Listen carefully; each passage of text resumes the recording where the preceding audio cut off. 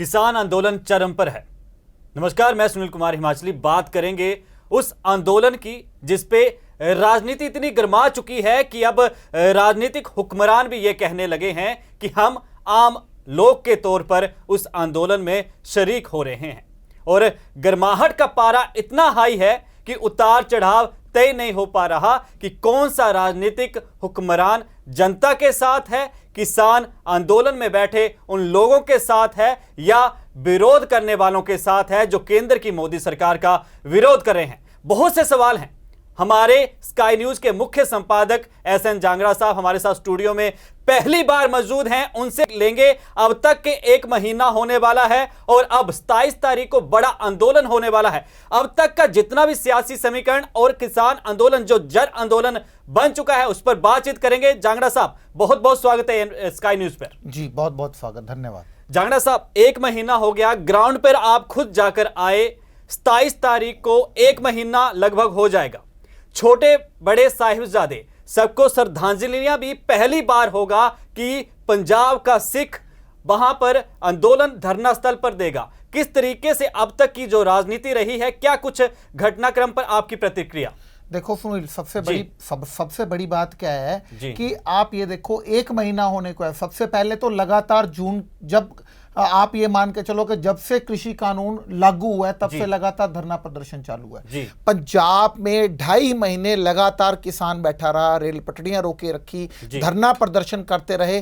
पंजाब सरकार की बात करें, आम आदमी पार्टी की बात करें, यहां तक कि अकाली दल की बात करें, पहले सब कोई भी साथ में नहीं आया, अकेला किसान लगा हुआ था। और जब लोगों को, इन पॉलिटिकल नेताओं को यह लगने लगा कि उनका वोट बैंक खिसकेगा, तो सबसे पहले हरसिमरत कौर बादल सामने आई, उन्होंने इस्तीफा दिया। फिर आम आदमी पार्टी सामने आई, उन्होंने कहा हम साथ हैं। कांग्रेस वाले पहले गुप्पी चुप्पी के तौर पे अलग थे और उसके बाद वो ओपनली सामने आ गए। तीनों लोगों ने इकट्ठे मिलकर सेशन बुलाया विधानसभा का चंडीगढ़ में, और उसके बाद क्या हुआ, सभी लोग इकट्ठे गए राज्यपाल के पास कि जी हम इस कृषि कानून के विरुद्ध हैं, इस कृषि कानून को हम पंजाब में लागू नहीं होने देंगे। आखिरकार क्या हुआ, इन्होंने, पंजाब सरकार ने सभी किसानों को धक्का मारा कि आप दिल्ली में जाके प्रदर्शन करो। क्यों भाई, पंजाब में क्या दिक्कत थी? पंजाब में इन्होंने, अगर वो धरना प्रदर्शन कर रहे थे, पंजाब का माहौल था, सिर्फ पंजाब सरकार को एक बात थी कि कहीं जो पंजाब की अर्थव्यवस्था वो खराब हो रही है, ठीक, और जो वो लोग बैठे हुए थे रेल पटड़ियों पर, कहीं पंजाब की अर्थव्यवस्था को दिक्कत नहीं हो, कोयले की परेशानी, उनके व्यापार की परेशानी, उनको धकेल दिया दिल्ली की ओर। हरियाणा सरकार ने उनका रास्ता रोका। किसान हिम्मती थे, उस बैरिकेड्स को तोड़ के, चाहे खनौरी बॉर्डर की बात करें, चाहे शंभू बॉर्डर की बात करें, चाहे डब वाली बॉर्डर की बात करें, सभी को तोड़ता हुआ किसान फतेह हासिल करता हुआ दिल्ली के बॉर्डर पे जाके बैठ गया। और आज ये मान के चलो, अभी तक 1 महीना होने को है, किसान का अभी तक कोई हालत नहीं निकली। यानी आपका कहना है कि कांग्रेस जो पंजाब की सरकार है उसने धक्का धकेल दिया दिल्ली की। बिल्कुल बिल्कुल। आप देखो, लेकिन फिर किसान लीडर क्यों कहते हैं जांगड़ा साहब, किसान कांग्रेस लीडर क्यों बोलते हैं कि हम पंजाब हितैषी हैं, किसान हितैषी हैं? अगर उन्होंने धक्का ही मारना था। नहीं, कोई हितैषी नहीं है। सबको अपनी वोट बैंक का पता है, सबको अपनी राजनीति का पता है। उनको ये पता है कि किसान वोट बैंक है जो कहीं खिसक ना जाए। किसान की वोट बैंक को खिसकने के कारण आज हर व्यक्ति राजनीति कर रहा है। किसान बेचारा सड़क पर पड़ा है, ठंड में ठिठुर रहा है, ट्रॉलियों में बैठा है, तरपाले लगा के बैठा है, लेकिन उस बेचारे की सुनने वाला कोई नहीं है। हो रही है एक, वो हो रही है सिर्फ राजनीति। और यही बात राजनीति की अगर की जाए तो अरविंद केजरीवाल जब उन लोगों के बीच पहुंचे तो यानी उनका भी वो राजनीतिक स्टैंड था। अरविंद केजरीवाल ने क्या किया? अरविंद केजरीवाल पहले कहते कृषि कानून को लागू नहीं होने दूंगा, मैं सरकार के साथ हूं। फिर बाद में उन्होंने सीधा कर दिया कि ठीक है, दिल्ली सरकार है, मैं दिल्ली में कोई कानून लागू नहीं होने दूंगा, किसान जो है अपनी जगह पे सही है, कृषि कानून जो है गलत है। बाद में उन्होंने क्या किया, विधानसभा में जाके ये पास कर दिया कि ठीक है, जो कृषि कानून है दिल्ली में लागू होगा। जब उनको बेवकूफी पे अपनी पे ये मालूम पड़ा कि भाई ये उन्होंने गलत पास कर दिया, अब वो उसको ढिंडोरा पीट रहे हैं कि नहीं कृषि कानून ऐसे नहीं किया था, वैसे नहीं किया था। भाई राजनीतिक दल कर क्या रहे हैं? कम से कम इकट्ठे हो और कृषि कानून अगर आप कहते हो गलत है तो फिर सबके सामने आओ, कहो जी। कि ये गलत है, फिर ये क्यों बोलते हो, कभी कुछ बोलते हो कभी कुछ बोलते हो। वोट बैंकों की राजनीति अगर सुनील नहीं होगी जी। तो ये कृषि कानून 24 घंटे में खत्म हो जाएगा। दिक्कत सिर्फ एक है, नरेंद्र मोदी को लगता है कांग्रेस राजनीति कर रही है और कांग्रेस वालों को लगता है भारतीय जनता पार्टी राजनीति कर रही है। पीस कौन रहा है? किसान पीस रहा है। जी, आम जनता देखो सदियों से, जांगड़ा साहब आपने देखा भी है, इतिहास से भी आप अच्छी तरह पंजाब के वाकिफ हैं। 1906 और 7 में पगड़ी संभाल जट्टा आंदोलन चला, उसके बाद पंजाब में हरित क्रांति आई, उसके बाद जितने भी जन सैलाब हुए, चाहे हरियाणा में आज जो किसान दिवस मनाया जा रहा है, जो पुण्यतिथि पे श्रद्धांजलियां दी जा रही है, कांग्रेस हो, भाजपा हो, इनेलो हो, आम आदमी पार्टी हो, सबने शर्म आनी चाहिए इनको, सभी राजनीतिक पार्टियों को शर्म आनी चाहिए इस बात पे कि आज किसान दिवस के दिन कम से कम यार आप किसानों का खुल के समर्थन कर लो। क्या दिक्कत है अगर मनोहर लाल खट्टर सीधे तौर पे राजनीति छोड़ के कहें कि देखो जी किसान दिवस है, मैं किसानों के साथ हूं, क्या दिक्कत है भाई? जी, क्यों राजनीति करनी है? नहीं, बात तो जांगड़ा साहब यहां पे आती है कि हर कोई किसानों के साथ है। देखिए बहुत से ऐसी जगह है खुले तौर पर, तो राजनीति क्यों है? राजनीति क्यों है? वो बेचारा ठंड में क्यों ठिठुर रहा है? उसकी गलती क्या है? नहीं तो भाजपा वाले भी तो भाजपा का साथ छोड़ रहे हैं। पंजाब में बहुत से ऐसे लीडर हैं जो जिला स्तर के छोड़ देना चाहिए। श्वेत मलिक को साथ छोड़ देना चाहिए, अश्विनी शर्मा को साथ छोड़ देना चाहिए, हरियाणा में मनोहर लाल खट्टर को साथ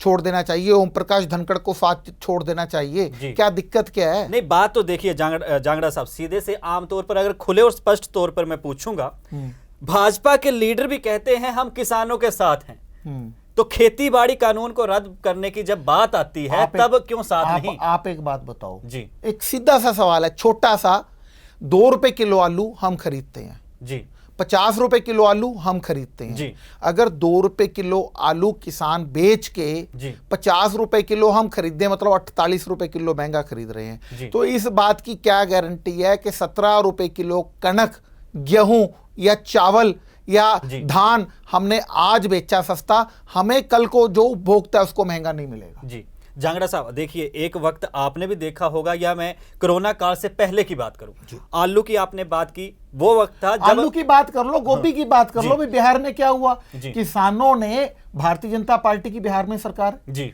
ठीक है, भारतीय जनता पार्टी से संबंधित कुछ ही वक्त हुआ है, खुशी भुला नहीं पाए। हाँ, एनडीए की सरकार है, खुशी भुला नहीं पाए।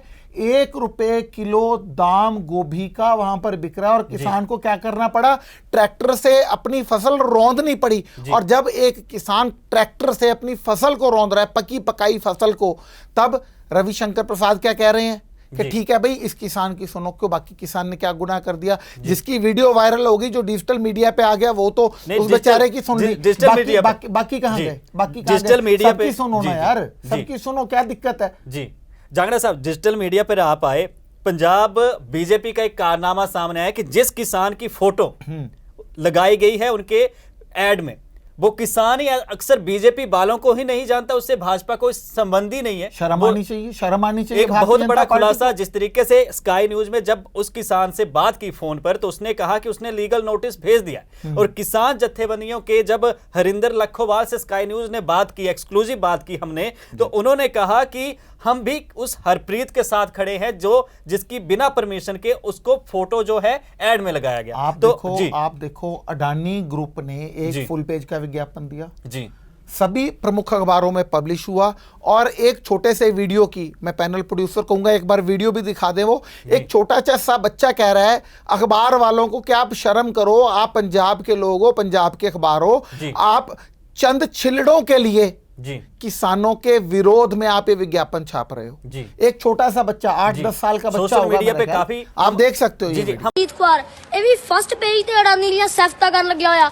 ਉਹ ਹਮਦਰਦ ਸਾਹਿਬ, ਤੁਸੀਂ ਇਸ ਪੰਜਾਬ 'ਚ ਜੰਮੇ ਪਲੇ ਹੋ, ਤੁਸੀਂ ਇਸ ਪੰਜਾਬ ਦਾ ਦਾਣਾ ਖਾਦਾ ਵਾ, ਤੁਸੀਂ ਦੀਆਂ ਸਿਫਤਾਂ ਕਰ ਰਹੇ ਹੋ। ਸਾਰਾ ਪੰਜਾਬ ਹਰਿਆਣਾ ਬਾਰਡਰ ਤੇ ਬਹਿ ਕੇ ਠੰਡ 'ਚ ਲੜਾਈ ਕਰ ਰਿਹਾ, ਤੁਸੀਂ ਇਹਦੀਆਂ 4 ਛਿੱਲੜਾਂ ਲਈ ਸਿਫਤਾਂ ਕਰ ਰਹੇ ਹੋ। नहीं यार, गल सही नहीं।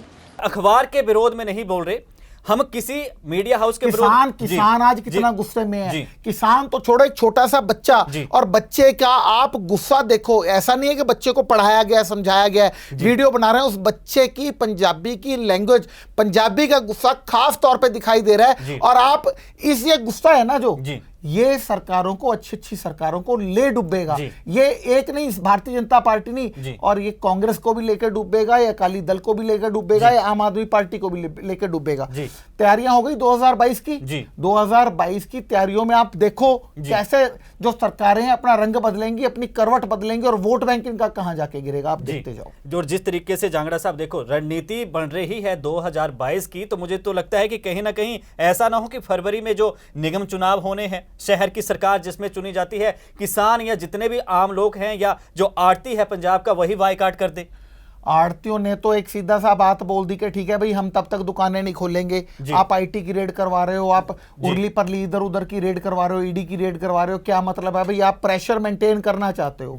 कल क्या हुआ? मनोहर लाल खट्टर हरियाणा के मुख्यमंत्री अंबाला पहुंचे और खास तौर पे अंबाला की बात करें, गृह मंत्री का अपना शहर, वहां पर लोगों ने घेर लिया, किसानों ने घेर लिया, और जब किसानों ने घेरा उस पर डंडे बरसाए गए। अगर गाड़ी पे डंडे बरसाए गए, और जब जो प्रदेश का मुख्यमंत्री है अपने प्रदेश में सेफ नहीं है, गृह मंत्री का जिला हो वहां पर सेफ नहीं है, किसान वहां पर घेर लेते हैं। आप यार किसानों का गुस्सा तो देखो। आप जब गुस्से की बात करते हो फिर भी आप बात नहीं सुनते। ये बात जब भी जाएगी, ये बहुत बड़ा फैसला जो उस किसानों का है, इस पे आखिरकार इन लोगों को चुकाना पड़ेगा। ये मैं आपको फैसला जो भी होगा देखिए जांगड़ा साहब, लेकिन बात फैसला तो करना पड़ेगा। फैसला तो करना जिस चीज पे अड़े हुए हैं वो बात से बात हल निकलेगा, रद्द होगा, क्या लगेगा? क्योंकि जिस तरीके से देखिए 24, 25, 26, 27 की रणनीति बनाई गई है, 27 को उसी तरीके से विरोध होगा जिस तरीके से कभी कोरोना को भगाने के लिए मोदी साहब थालियां बजवाते थे। अब जितने दिन मन की बात, अब उनकी थालियां बज रही हैं ना, अब उनके विरोध में थालियां बज रही हैं।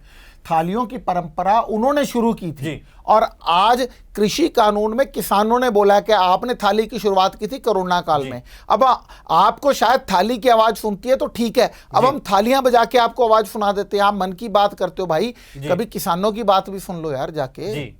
आप गुरुद्वारा साहब जाते हो, गुरुद्वारा साहब गए, बहुत अच्छी बात है। शहीदी दिवस पे गए, बहुत अच्छी बात है, स्वागत है। स्काई न्यूज भी धन्यवाद करता है कि आप गुरुद्वारा साहब गए। भाई गुरुद्वारा साहब में, और आपको एक और बात बताऊं सुनील, जब गुरुद्वारा साहब में उन्होंने मत्था टेका, ठीक है, वीडियोस रिकॉर्ड में है, और जब वहां पर ग्रंथी सिंह साहब से बातचीत कर रहे थे, पीछे एक तुक सुनाई दे रही थी। मैं पैनल प्रोड्यूसर को कहूंगा एक बार वो सुना भी दें।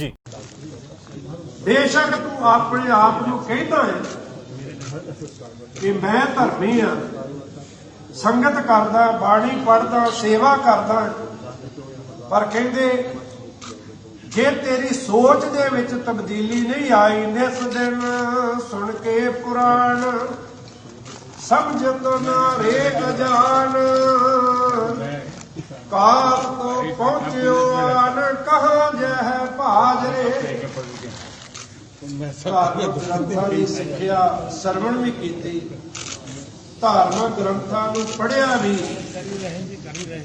ਪਰ ਜਿਹੜਾ ਧਾਰਮਿਕ ਗ੍ਰੰਥਾਂ ਦੇ ਰਾਹੀਂ ਉਪਦੇਸ਼ ਸੀ ਮਾਨਵਤਾ ਦੇ ਭਲੇ ਵਾਲਾ, परमात्मा की बंदगी वाला, सतगुरु गुरु तेग बहादुर साहब पिता कहते जे तू इबादत नहीं की, मानवता के भले की विचारधारा तेरे जीवन में नहीं आई, एक गल का ख्याल रखी, जदों काल ने आना है, धर्मराज के जमदूत आउणगे, जदों काल तेरे सिर ते आके उन्हें गले में फाई पा ली, गुरु तेग बहादुर साहब कहाँ जय भाजरे, किथे भाजेगा? कार तो कोई बचिया, कार तो कोई भज सकिया। गुरबाणी की तुक क्या कह रही है वहां पे, उसके जो अर्थ हैं कि जो धर्म है ना, इस धर्म को जितना मर्जी आप कर लो, लेकिन जो सच है लोगों की आवाजों को सुनो, सच की आवाज को सुनो। कि मोदी जी आप जहांगीर से ऊपर तो नहीं हो। जहांगीर ने भी जाके 52 राजा छोड़ दिए थे, उनको भी मन की आवाज सुननी पड़ी थी। आप भी मन की आवाज सुन लो, मन की बात सुन लो, अपने मन की बात सुन लो। गुरुद्वारा गए, आपको वाहेगुरु ने प्रेरणा दी है कि आप गुरुद्वारा जाओ, आप अपनी मर्जी से नहीं गई। सुबह सुबह 8:30 बजे अगर प्रधानमंत्री जी कहीं जाते हैं ना तो पूरी तैयारी, पूरे बंदोबस्त के साथ जाते हैं। ये 10 साल में नहीं, जब से नरेंद्र मोदी जी ने राजनीति शुरू की है तब से ऐसा पहली बार हुआ है कि बिना सुरक्षा के वो गए। इसका मतलब यह है कि रात को परमात्मा ने, रात को वाहेगुरु ने उनको प्रेरणा दी कि चलो गुरुद्वारा साहब मत्था टेको जी।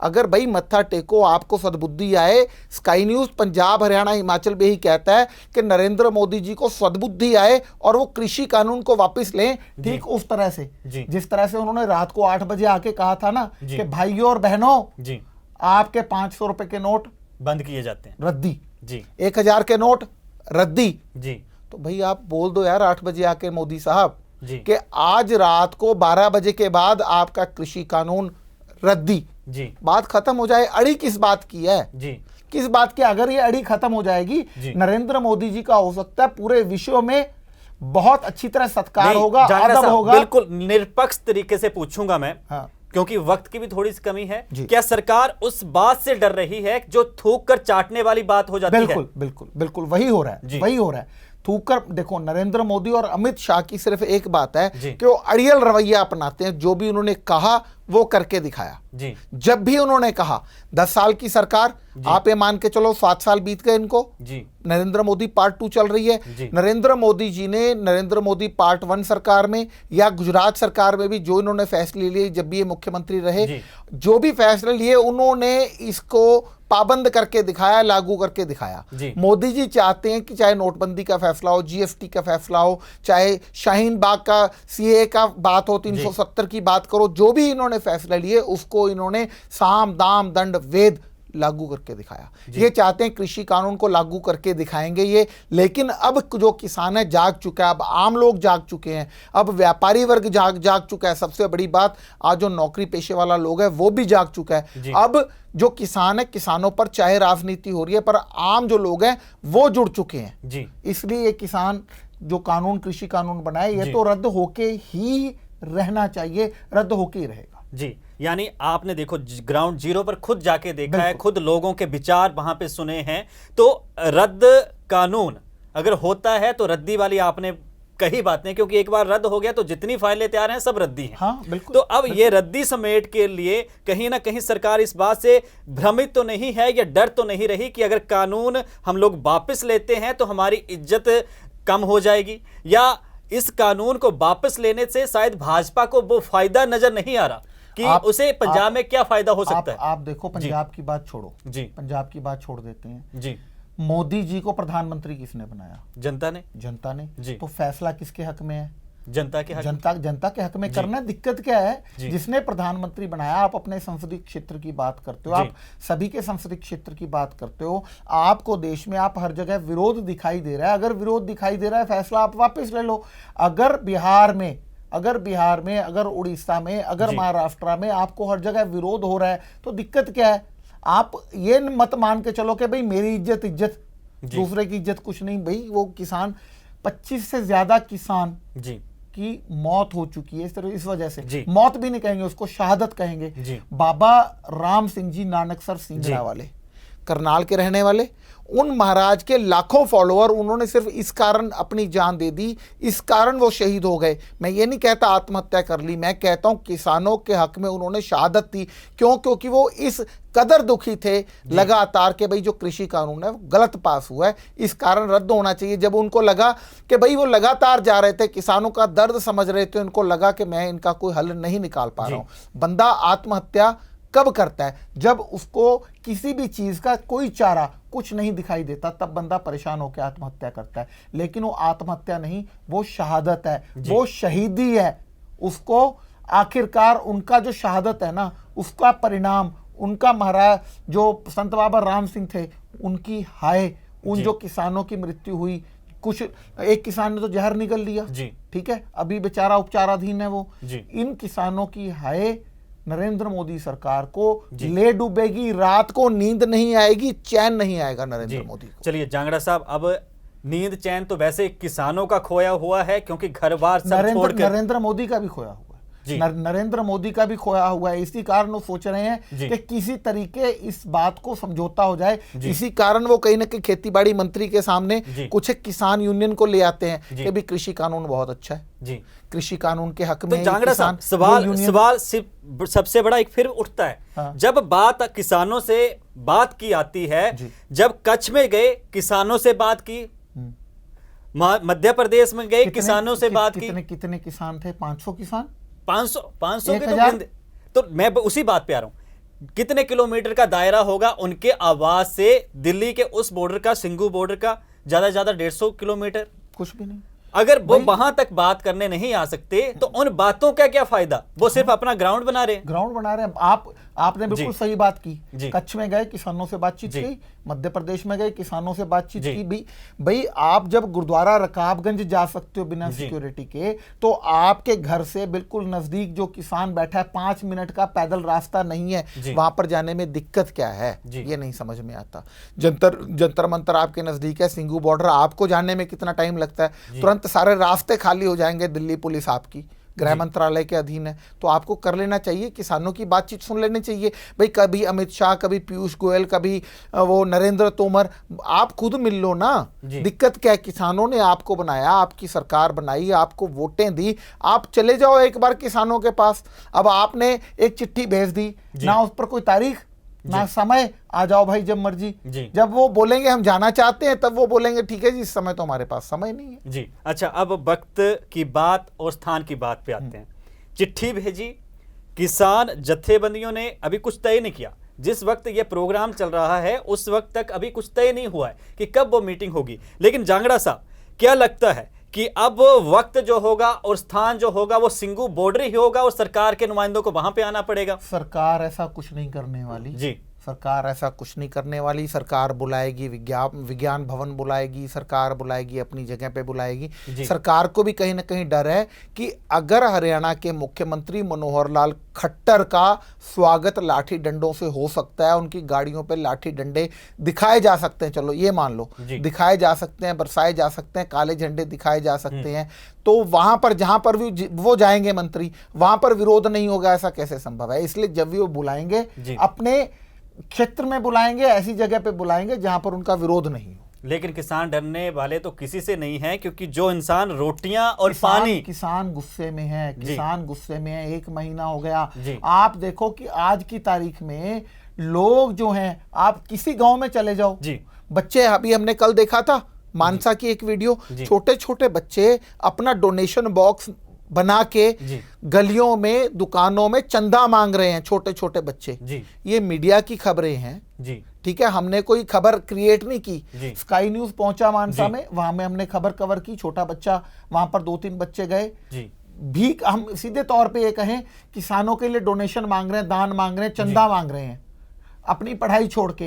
अब उन बच्चों की आप देखो, हर गांव में लोग चाहे 50 रुपए दें, 100 रुपए दें, 200 रुपए दें, कणक दें, गेहूं दें, चावल दें, सब्जी दें। आज हर जगह से राशन जा रहा है, हर जगह से गीजर जा रहे हैं, हर जगह से कंबल जा रहे हैं। आज सबसे बड़ी बात है, जो एक सरकारी नौकर भी है, सरकारी नौकर अपनी टीवी पे फोटो नहीं दिखाएगा, ठीक है, लेकिन वो आज सरकारी नौकर भी दान दे रहा है। और भारतीय जनता पार्टी के कुछ लोग, चंद लोग नहीं, बहुत सारे लोग जो ऐसे हैं, वो खुद कहते हैं कि कृषि आंदोलन में हम साथ हैं, हम अपना फेस मीडिया के सामने नहीं लेके आएंगे, लेकिन ये लो 5,000 रुपया, ये लो 10,000 रुपया, ये लो 1 लाख रुपया, या ये लो 50 रुपए, सभी लोग सहयोग कर रहे हैं। किसान जाग गया है, देश जाग गया है, लोग जाग गए हैं। इसलिए जो कानून है ना, ये रद्द होके रहेगा और रद्द होना भी चाहिए। स्काई न्यूज ने लगातार किसानों के हक की आवाज उठाई है और लगातार उठाता रहेगा। कारण क्या है? जो किसान है वो सच्चा है, किसान है, सही है।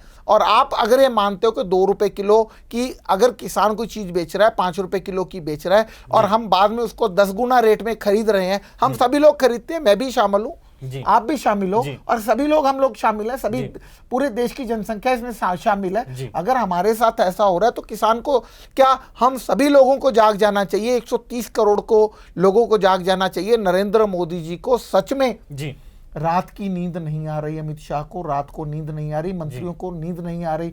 अन्यथा ऐसा संभव नहीं था कि नरेंद्र मोदी सुबह 8:30 बजे उठ के गुरुद्वारा साहब में मत्था टेकने जाते। जी चलिए जांगड़ा साहब, आपने अपना कीमती वक्त और विचार हमारे साथ साझा किए, लेकिन देखना यह होगा कि शांतमय ये जन सैलाब आखिर इस पर सरकार कैसे शांति का हल निकालती है, यह अभी भविष्य के गर्भ में है। इस कार्यक्रम में इतना ही। मुझे यानी सुनील कुमार हिमाचली को दीजिए इजाजत। धन्यवाद। खबर ਦੀ ਤਾਜ਼ਾ ਅਪਡੇਟ ਦੇ ਲਈ ਸਾਡੇ YouTube ਚੈਨਲ ਨੂੰ ਸਬਸਕ੍ਰਾਈਬ ਕਰੋ, Facebook ਚੈਨਲ ਨੂੰ ਲਾਈਕ ਅਤੇ ਸ਼ੇਅਰ ਕਰੋ।